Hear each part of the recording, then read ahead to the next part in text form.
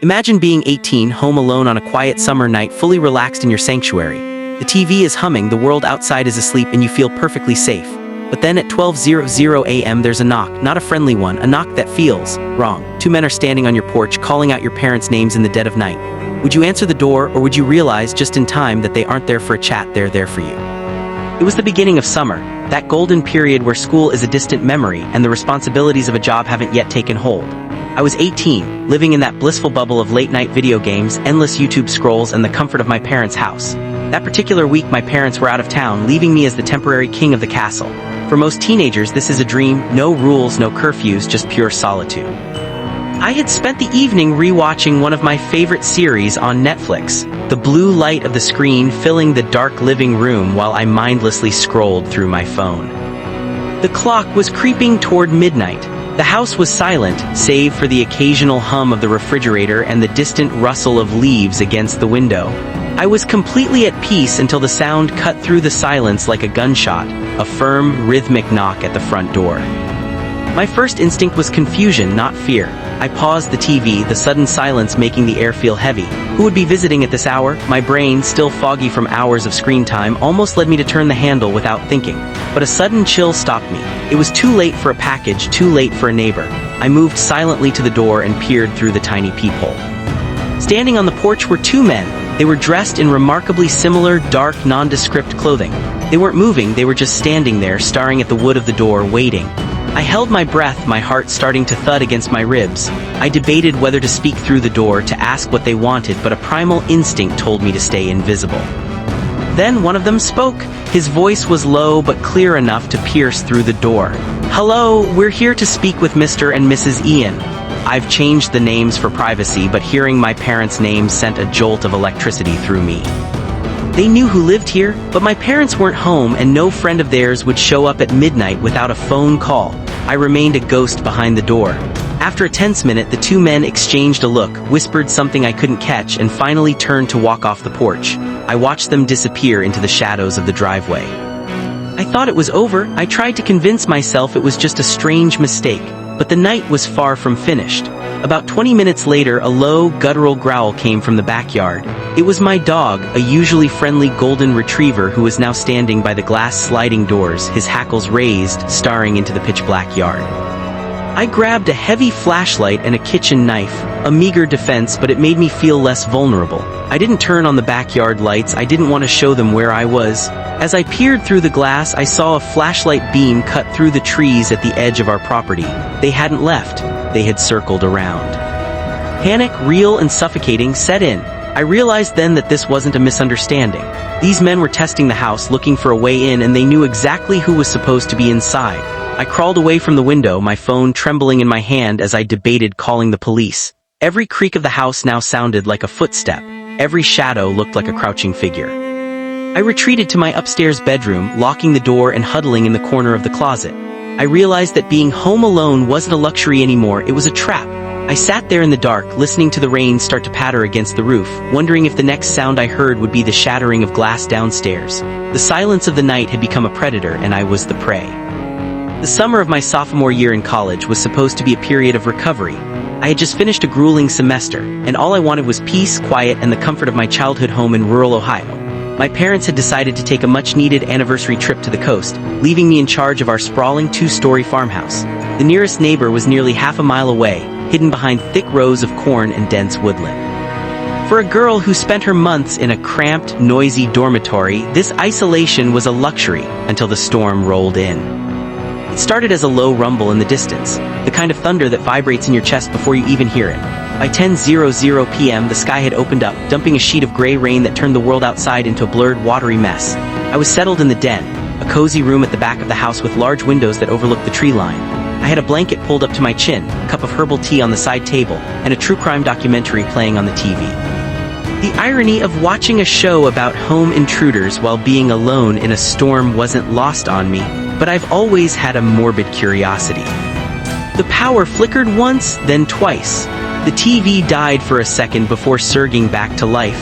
I sighed, hoping I wouldn't be left in total darkness. Just as I reached for my phone to check the local weather radar, I heard it, a sound that didn't belong to the wind or the rain. Thud.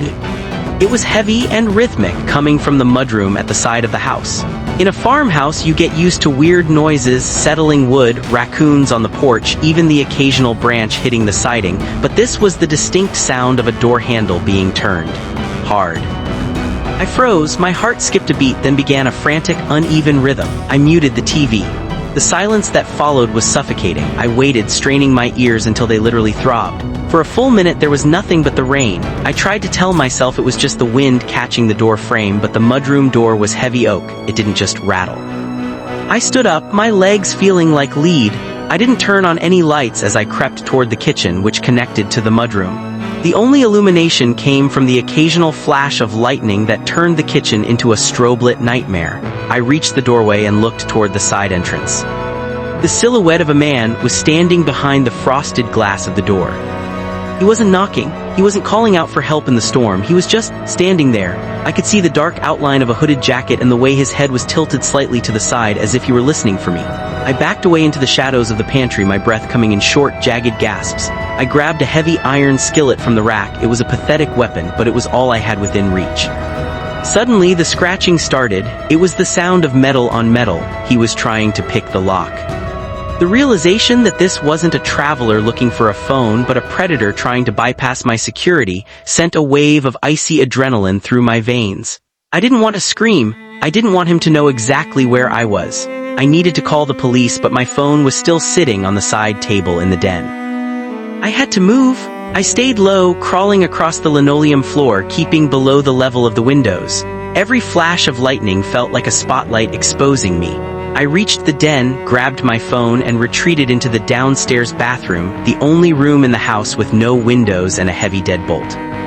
I dialed 911, my fingers shaking so badly I mistyped the numbers twice. When the dispatcher answered, I whispered my address and the situation. "There's a man trying to pick my side door. Please, I'm alone. Please hurry." The dispatcher was calm, telling me to stay on the line, but then the power finally gave out. The house plunged into total, crushing darkness. The only light was the dim glow of my phone screen, and then, through the walls, I heard the sound I had been dreading, the heavy asterisk click asterisk of the mudroom door swinging open. He was inside. I heard his boots on the hardwood, slow, deliberate steps. He wasn't in a rush, he knew the layout of the house. I turned off the screen of my phone, fearful that the light would bleed through the crack under the bathroom door.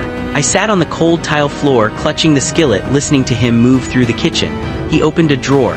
The sound of silverware rattling echoed through the house. He moved toward the den. I heard the muffled sound of my teacup being knocked over.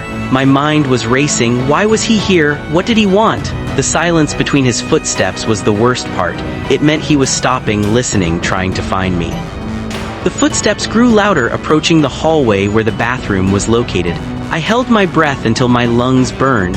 He stopped right outside the door. I could hear his heavy, wet breathing on the other side of the wood. The handle jiggled, once, twice. Then he slammed his weight against the door. The wood groaned, but the deadbolt held. He did it again. Boom! I pulled my knees to my chest, tears streaming down my face, praying for the sound of sirens. Just as the third impact hit the door, the sound of a distant siren wailed through the storm. The man stopped. I heard him huff, a sound of pure frustration. He didn't run immediately. He stood there for a few more seconds, and I swear I could feel his hatred radiating through the door. Finally, I heard his boots retreating, moving fast now back through the kitchen and out the side door. The police arrived 4 minutes later. They found the side door wide open, the lock mangled, and a wet trail of mud leading from the kitchen directly to the bathroom door.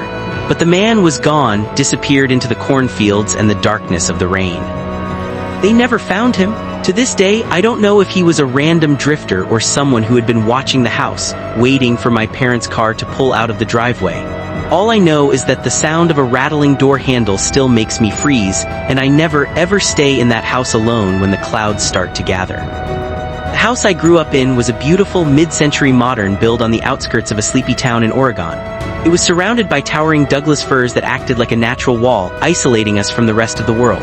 My parents had left for a weekend trip to a mountain resort, leaving me, a 19-year-old college student, to watch over the place. I didn't mind. In fact, I looked forward to the silence. I had a mountain of textbooks to get through, and I figured the rainy weekend would be the perfect backdrop for a marathon study session. By Saturday night, the rain had turned from a light drizzle into a relentless downpour. The wind was howling through the fir trees, making them groan like ancient giants. Inside, the house was warm and smelled of cinnamon tea. I was sitting at the heavy oak dining table, my laptop open and notes scattered everywhere. The large floor-to-ceiling windows in the living room were pitch black, reflecting nothing but the interior of the house back at me. It felt like being inside a glass box in the middle of a dark ocean. Around 11:30 p.m., I decided I'd had enough of Western Civilization 101. My eyes were burning and the silence of the house was starting to feel heavy. I packed up my books and headed to the kitchen to rinse my mug. As I stood at the sink, the motion sensor light in the backyard suddenly flared to life. I froze, my hands still under the warm water. I stared out into the yard. The light stayed on for its full 60-second cycle, illuminating the wet grass and the swaying swings of my younger brother's old play set. Nothing moved. I let out a breath I didn't know I was holding. "Just a deer," I whispered to myself. I headed upstairs to my bedroom, which was at the end of a long, narrow hallway lined with family photos. I brushed my teeth, changed into my pajamas, and climbed into bed. I left my door slightly ajar so my cat, Jasper, could come and go as he pleased. I turned off the bedside lamp and pulled the duvet up to my chin, listening to the rhythmic drumming of the rain on the roof. I was right on the edge of sleep when I heard a soft, metallic asterisk clink asterisk. It came from downstairs. My eyes snapped open, staring into the darkness of my room. I told myself it was the house settling or perhaps Jasper knocking something off a counter. But then came another sound, the unmistakable creak of the third step from the bottom of the staircase. That step had a specific high-pitched groan that everyone in the family knew. My heart didn't just beat, it thrashed against my ribs. Jasper was curled up at the foot of my bed, his ears suddenly pricked forward, a low hiss vibrating in his throat. He wasn't looking at the door, he was looking at the floorboards near the hallway. I reached for my phone on the nightstand, my movements slow and deliberate. I didn't want to make a sound. I slipped out of bed and crept toward the door, peeking through the crack. The hallway was a tunnel of shadows. I could hear breathing. It wasn't the heavy, ragged breathing of a movie monster. It was calm, controlled, and chillingly close. Suddenly, a floorboard groaned just outside my door. I reacted on pure instinct, slamming the bedroom door shut and throwing the manual lock just as a heavy weight thudded against the other side. "I know you're awake," a voice whispered. It was thin, raspy, and devoid of any emotion.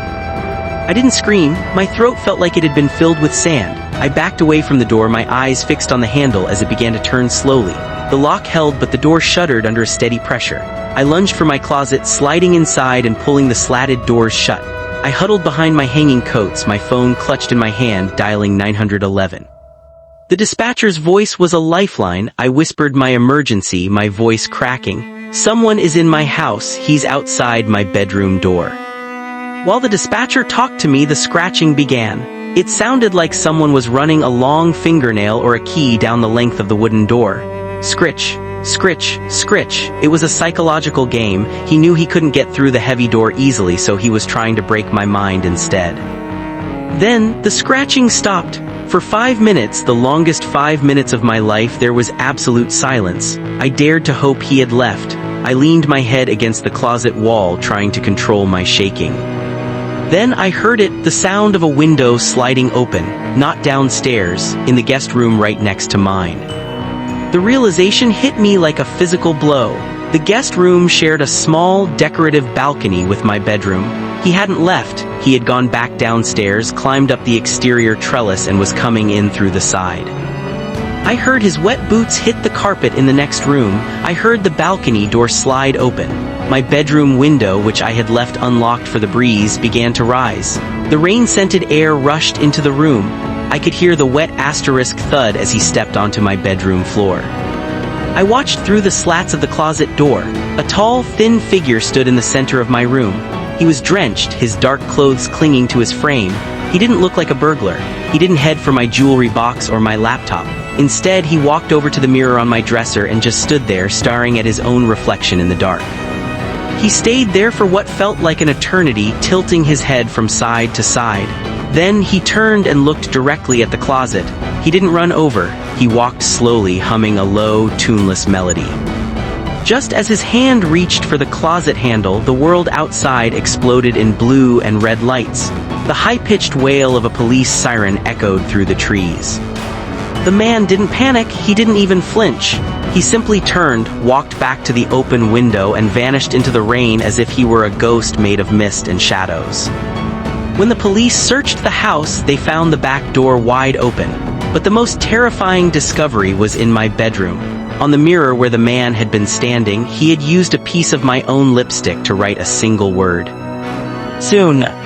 The police never found him. They found footprints in the mud that led deep into the woods before disappearing onto the main road. I moved out the very next day. I never went back to that house, not even to help my parents pack when they decided to sell it a month later. To this day, I can't look into a mirror in a dark room. Every time I see my own reflection, I wonder if he's still out there, somewhere in the rain, waiting for the lights to go out again. The house I lived in during my early 20s was a small, renovated cottage at the edge of a vast national forest in Washington state.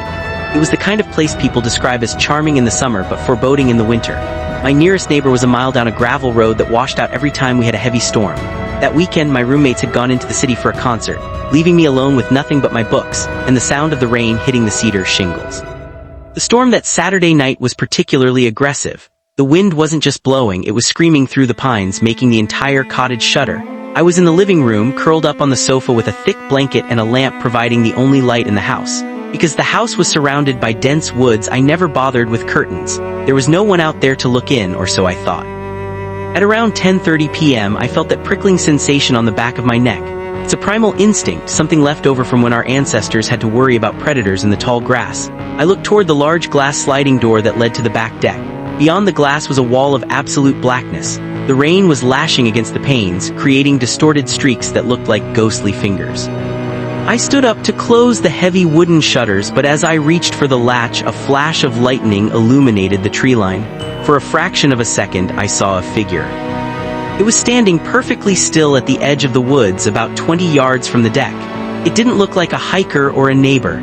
It was too tall, too thin, and it was wearing what looked like a bright yellow raincoat, a jarring contrast to the dark, muted colors of the forest.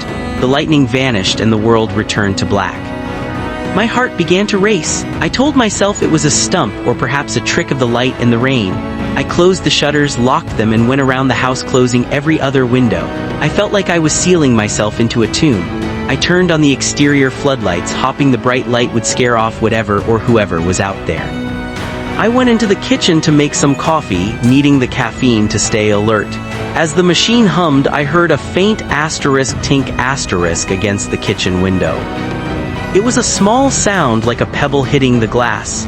I ignored it, then it happened again. Tink, tink, tink. It was rhythmic, intentional. I moved to the side of the window, staying in the shadows, and peeked through a small gap in the curtain. The yellow raincoat was no longer at the tree line. It was standing right at the edge of the porch, just outside the kitchen window. The person was holding a handful of small white stones and was tossing them one by one against the glass. He wasn't trying to break in, he was trying to get my attention. When he saw my face in the gap, he stopped tossing the stones. He didn't run. He slowly raised a hand and pointed not at me but at the back door. I ran to the back door, checking the deadbolt. It was locked, but then I noticed something that made my blood run cold. There was a muddy handprint on the glass right at eye level. It wasn't on the outside. It was a faint, smeared print on the asterisk inside of the glass. He had already been in the house. Panic surged through me like an electric shock. I grabbed my phone and my car keys, realizing that staying in the house was no longer an option if he had already bypassed the locks once. I didn't even grab a coat. I ran for the front door, threw it open, and sprinted toward my car parked in the gravel turnaround. The rain was blinding. I fumbled with the key fob, the lights of the car flashing as it unlocked. Just as I pulled the driver's side door open, I heard a wet, flapping sound behind me, the sound of a heavy raincoat moving fast. I jumped into the seat, slammed the door, and locked it just as a yellow sleeve smeared against the side window. I didn't look back. I jammed the car into gear and floored it, the tires spitting gravel as I raced down the narrow driveway. I drove all the way to a gas station in the next town, my hands shaking so hard I could barely grip the steering wheel. I called the police from the station. They sent a deputy out to the cottage, and I met him there an hour later once I had calmed down enough to speak. The deputy searched the house. He found the back sliding door was slightly off its track, making the lock useless if you knew how to jiggle it. But the most disturbing find was in the crawl space under the house. There was a small area where the dirt had been flattened out, and several empty water bottles and food wrappers were scattered around. Someone had been living under my floorboards for days, watching me through the cracks in the porch and the vents in the floor. The man in the yellow raincoat was never caught. The police suspected he was a transient who had been moving through the national forest, but they never found a name or a trail. I didn't spend another night in that cottage. I moved my things out the next day with the help of 4 friends, and I didn't stop looking at the tree line until the moving truck was miles away. Now, whenever it rains, I don't listen to the wind. I listen for the sound of small stones hitting the glass, and I never, ever leave my windows uncovered. The house was a sprawling, creaky Victorian sitting on the edge of a vast, overgrown field in rural Pennsylvania. It had belonged to my grandmother, and after she passed away, I was tasked with staying there for a month to prepare it for sale. At 24, I thought I was too old to be afraid of a dark house, but there was something about the high ceilings and the way the shadows seemed to stretch in the hallways that made me keep the lights on long after the sun went down. It was a Tuesday night, and a summer storm was battering the coast. The rain wasn't falling, it was slamming against the siding in rhythmic sheets, and the old oak trees in the yard were scratching against the roof like skeletal fingers. I was in the kitchen, sorting through old family photographs and documents, trying to ignore the way the house groaned under the pressure of the wind. Around 10:00 p.m., a sharp, metallic asterisk clink echoed from the back of the house. I stopped mid-motion, a faded black-and-white photo of my mother as a child clutched in my hand. The sound had come from the laundry room, the area that connected the kitchen to the back porch. I waited, my breath hitching in my throat. For a long minute there was nothing but the storm. Then I heard the unmistakable sound of a heavy sliding bolt being drawn back. I hadn't just forgotten to lock the back door, I had locked it and bolted it before dinner. Someone wasn't just turning a handle, they were dismantling the security of the house. I didn't have time to run for the front door. The kitchen was too open. I blew out the candle on the table and retreated into the walk-in pantry, pulling the heavy wooden door shut just enough to leave a tiny sliver of a gap. I stood amongst the dusty cans of soup and old jars of preserves, my heart hammering so hard I thought it would bruise my ribs. A flashlight beam cut through the darkness of the kitchen. The intruder moved with a terrifying level of confidence. He wasn't fumbling around like a common thief. He walked straight to the cabinet where my grandmother used to keep her silver and important papers. I watched through the gap as a tall man, draped in a dark, wet poncho, began systematically emptying the drawers. He wasn't looking for electronics or jewelry. He was looking for asterisk documents. He began whispering to himself. It was a low, guttural mumble that I couldn't quite make out over the rain, but the tone was frantic, almost desperate. He threw a stack of old letters onto the floor, stepping on them with his muddy boots.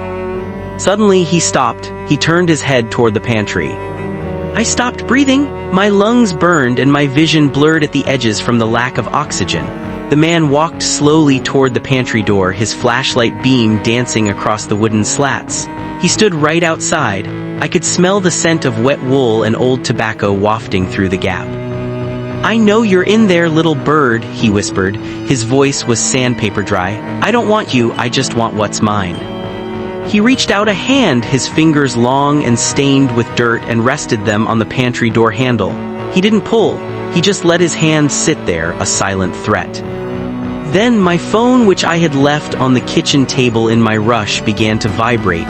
A telemarketer, a friend, it didn't matter. The high-pitched buzz echoed through the silent kitchen like a siren. The man hissed in frustration. He let go of the handle and lunged for the phone, smashing it against the granite countertop with a single, violent blow. The light from his flashlight swung wildly. In the chaos of his movement, I heard him trip over the pile of papers he had thrown on the floor. I took that split second to act. I didn't stay in the pantry. I pushed the door open with all my strength, catching him off balance. As he stumbled back, I sprinted past him, through the laundry room and out the back door into the freezing rain. I didn't look back. I ran through the tall grass of the field, the mud sucking at my feet until I reached the main road. I flagged down a passing truck, the driver looking at me like I was a ghost, drenched, barefoot, and hyperventilating. When the police arrived at the house, it was empty. The back door was wide open and the kitchen was a wreck of torn papers and broken glass. They found that the intruder hadn't picked the lock, he had a key. a key that matched one my grandmother had lost years ago. The most chilling part wasn't the break-in, though. It was what the police found in the master bedroom upstairs. While I had been hiding in the pantry, the man had already been through the rest of the house. Under the pillow of the bed where I had been sleeping, they found a small, rusted pocket knife with a note wrapped around the handle. The note was a single sentence: "You're sleeping in my spot." I never found out who he was or what document he was so desperate to find. I signed the paperwork to sell the house the very next morning and never stepped foot on that property again. Sometimes, I still wake up in the middle of a rainy night, convinced I can smell wet wool and hear a sandpaper voice calling me a little bird. I had just moved into a small, affordable fixer-upper in a quiet suburb of Seattle. It was an old house, built in the 1940s, with a cramped crawl space and a tiny dark attic that was only accessible through a heavy wooden hatch in the hallway ceiling.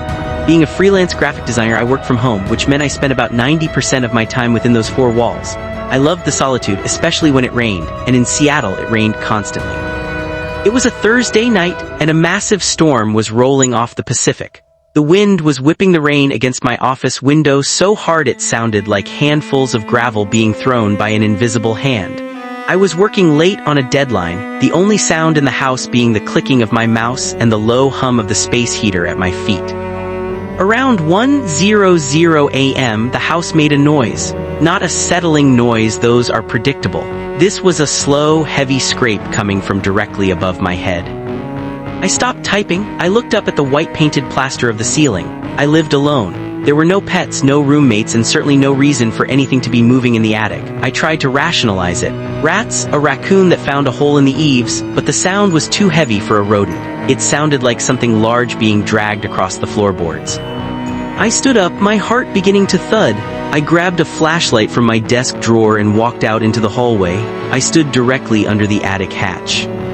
The hatch was a simple square of wood with a small ring you had to pull to drop the ladder. As I stared at it, I noticed something that made my stomach drop. There was a thin, dark smudge on the white trim of the hatch, like a greasy fingerprint. I knew for a fact I hadn't opened that attic since the day I moved in 3 months ago. I reached up, my hand trembling, and hooked my finger into the ring. I pulled.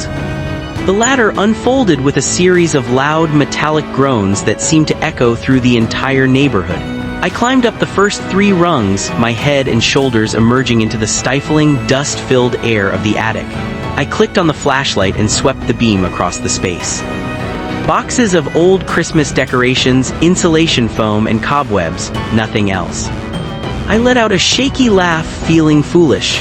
"Get it together," I muttered to myself. I climbed back down, pushed the ladder up, and locked the hatch. I went back to my office, finished my work, and eventually fell into a deep, rain-muffled sleep. I woke up at 4:00 a.m. to the sound of my kitchen tap running. It wasn't a drip, it was a full, steady stream of water hitting the stainless steel sink. I laid in bed, paralyzed. My mind raced through every possibility. Did I leave it on? No, I specifically remember drying the sink after my last cup of tea. I grabbed my phone and crept toward the kitchen. The house was freezing, the storm had knocked out the pilot light on the furnace. As I reached the kitchen doorway, the sound of the water suddenly stopped. Squeak, squeak. The handles were being turned off. I rounded the corner, swinging my phone light toward the sink. The kitchen was empty. The floor was dry. But as the light hit the counter, I saw a single wet glass sitting next to the faucet. A few drops of water were still trickling down the side. Someone had just stood in my kitchen, poured themselves a glass of water, and vanished. I didn't call out, I didn't ask, "Who's there?" I knew instinctively that whoever was in the house didn't want to be found. I turned toward the hallway to run for the front door, but as I passed the attic hatch, I stopped dead. The hatch was open. The ladder hadn't been pulled down, but the wooden square had been pushed upward and slid to the side.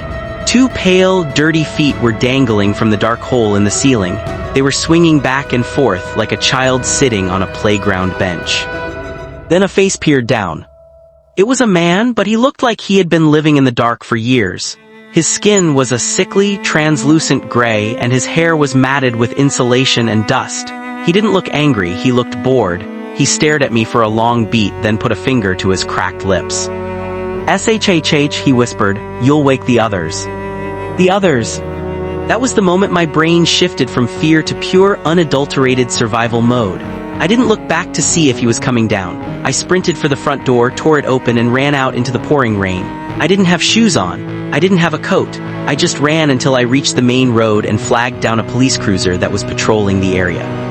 When the police searched the attic, they didn't just find one person, they found 3. It turned out a small group of homeless individuals had discovered a way into the attic through a hidden crawlspace under the porch that connected to the wall cavities. They had been living up there for weeks, coming down at night to eat my food, drink my water, and watch me sleep. They had even set up a small living area with blankets stolen from my linen closet and a small battery-powered radio. The man I saw was the leader. He had been the one watching me most closely. The police found a notebook in his pile of blankets. It contained a detailed log of my daily routine, what time I woke up, what time I showered, and even what I talked about on the phone. The house was cleared and the intruders were arrested for trespassing and burglary, but the damage was done. Every time I hear a creak in the ceiling or a pipe rattle, I lose my breath. I sold that house within a month and moved into a high-rise apartment with 24-hour security and concrete ceilings. People ask me why I don't like old houses anymore. I tell them it's not the ghosts you have to worry about, it's the people who are very much alive, hiding in the spaces you forget to check.